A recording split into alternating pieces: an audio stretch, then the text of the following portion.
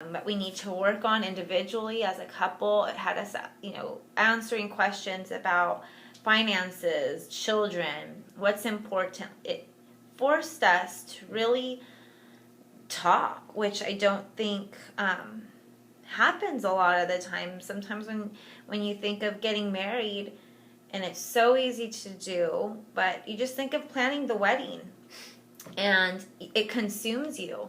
And that alone can be so stressful that you can call off a wedding because it's just like, oh, this guest and this guest. It's crazy. But we went and we talked, and then we realized we're ready to get engaged. Mm-hmm.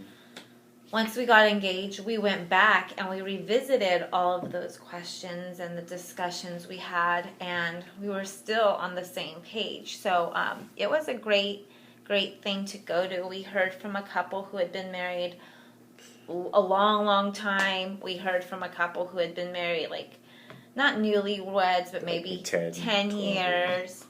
And their struggles, and it was just real. It wasn't any fluff. It wasn't anything negative. It was just real. And but it took both people to really be into it and giving yourself, because if not, we did see some couples where mostly sadly the guy just checked out, and that would have broken my heart. Like, to not even to be just in the part of engaged and your significant other isn't even putting the effort in, then to me would have been a red flag. Just said forget it. Yeah. Or maybe not forget it. I would have talked to them about it. It would have been a huge red flag. Yeah. Going to it twice was really big. I remember going the first time, and when we decided to, I was like, why are we going to go to this? We're not engaged. And then we talked about it and made the decision, because it's a retreat. It's a weekend, no phones. It's just you two. There's a lot of silence. It was in Santa Barbara, both times we went, in the same place. And you just you have to buy into the fact that this is a decision to make together if you want to get married. And I remember talking with some of the guys, because you're in different dorms, and one of the guys was like, "Oh, when's your guys' wedding date?" and this and that. And I was like, "We don't have a wedding date. We're actually not even engaged." And the guys looked at me like, "What are you doing here?" I was like, "Well, we made a decision to come to see if we wanted to get engaged, to see if we're right about us wanting to get married, and just be sure." And I got like this weird look, and I was just like, "Well, yeah, we're weird, I guess." I don't know, but it hit me good, because I was able to witness other people that already had made the commitment, put the ring on the finger, and have a date, and this is kind of the last thing they have to do to get married in the church. And they're checked out. Guys were checking their phones for scores or, anything. We had journals that we daily were supposed to write in, and they give us assignments. And people would go and, sit on the grass. And some guys would just have the book closed and just kind of waiting for the bell to ring to get back in and talk about it. It was sad to see that even as a boyfriend, I was still better prepared to marry my wife than some guys were there who had already made that decision. So the second time we went, it was like just a recap, and it was just like, we didn't have to go. Actually, our priest said, "Oh, you guys already did it. You don't have to go." But we were like, "No, let's go. Let's just get deeper into the questions we've already answered. Maybe we find something new that we hadn't." And we did. We really came out of that retreat just ready to go, ready to make our little team, be a married couple, which was cool. It's cool for that. It's called love is a daily decision, being life-giving. So that whole thing we've talked about in class, how you're selfless. You give yourself to the other person, that agape love, and willing to give it to someone else, which is pretty cool. I know you guys probably want to see this a little bit more. Save the date. And it really is a daily decision. There are times, today, in fact, I woke up and I was really grumpy. I was really, really tired. And many times I wake up and I'm really grumpy. You need to give me a couple of minutes. But, you just have to. It's a decision. You can either say, I don't feel like loving somebody else today. I just want to love myself and do what I want to do and what makes me happy. Or you can decide, this is the person that I made my commitment to, and I need to treat him or her with love and be. So it is a daily decision. This is a good one. Were you afraid of what the future could hold based off the high divorce rate?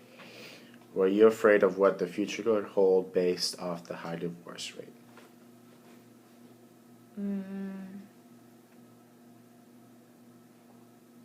Do you have an answer? No, I wasn't afraid, and I think again it goes based on our faith that I guess me more strongly just because my parents had been married for 40 years that to me divorce, once I'm married, divorce isn't an option. It's just I wasn't afraid of it even though I did know the numbers and since I was a professional athlete for a while that it was higher and I saw it a lot in the clubhouse and stuff like that, a lot of guys who were divorced and now dating someone else and stuff like that, but I was never afraid of it. Yeah, I don't think I was afraid. The numbers did alarm me, like they were surprising, but as far as Abe and I go, I don't feel like I was afraid of getting married to him, or getting married, period, regardless of how high the rate was, just because I was confident and I knew who we were, and I knew if we came to a problem, I was confident that we would both pray about it or go to God or seek the help or advice from the right people. So, I wasn't afraid. And I knew Abe, too, with the example from his parents, that was huge. So, yeah. Okay, just a couple more questions. There's 5 here in a row. I don't know if you see one there, honey. This one says, when was your wedding? November 20th, that's 2010. Christina, I think that's your writing, maybe. Yeah, fall. So our anniversary is coming up on the 20th of November. So that's that. Baseball players have a tendency of planning their weddings in the fall. After October. Yes. Many are in November. Game 7 tonight. Tomorrow. Oh yeah. What's we're this doing here? today, yeah. Okay. What's the most romantic things you've ever done for each other? Oh yeah, that's a good one. It's private. Well, what's the most romantic things you've ever done for each other? That's a good question. Should I? Sorry. It doesn't matter. I'm kind of a romantic, as you guys may know. Shouldn't you answer for what I've done for you and what you've done for me? I don't know. Should we? Yeah. Well, because see, it's hard then to think about that. Abe's more of believe it or not, he's more of the romantic person in this relationship. I thought I was, and then I met him, and I was like, great. I'm not. So I think it's hard for, I don't know, a woman to be romantic in different ways, or for me to see her doing something romantic. I guess maybe because she said I am the more romantic one because I like doing things that make her happy or kind of brighten her day. I mean, I do. I mean, if you want to think extravagant things, I mean, when we were dating, I think on her birthday, I ordered a trio, a mariachi, to come sing her Las Mañanitas at her doorstep, and they hung around and sang more songs. And the whole flower stuff is cool, but I like writing poetry, and I like writing her poems. I've read you guys. I remember the Valentine's Day one when you guys were sophomores. But just things like that, or playing songs for her that I hear. I mean, I love music, and sometimes it's small things, but the big things, that I was able to do before were cool as well. I think that was cool. The mariachi stuff was cool, but he wasn't here either. He was I was on the road. Or in a complete. So even though that was cool. For me, it's the small things that aren't really that small. So it's bringing flowers home randomly when I'm not expecting it. It's writing the poems. Again, when I don't really expect it, or they're just heartfelt. It's making dinner. It's just little things that are the most romantic and the most meaningful. And things that don't necessarily cost money. Because it's just stuff that comes from the heart. There's this thing we used to do. Every time we went out to eat, we would write notes on our receipts. I would sign them before we got married. Before we got married, she would sign them as an Alvarez, and then she'd write little notes. And I did it a couple times, and I actually have a box full of those receipts. We used to eat out a lot. We still kind of do all the time. Still kind of do, but since we're out, wherever I was, she came out sometimes during the summer.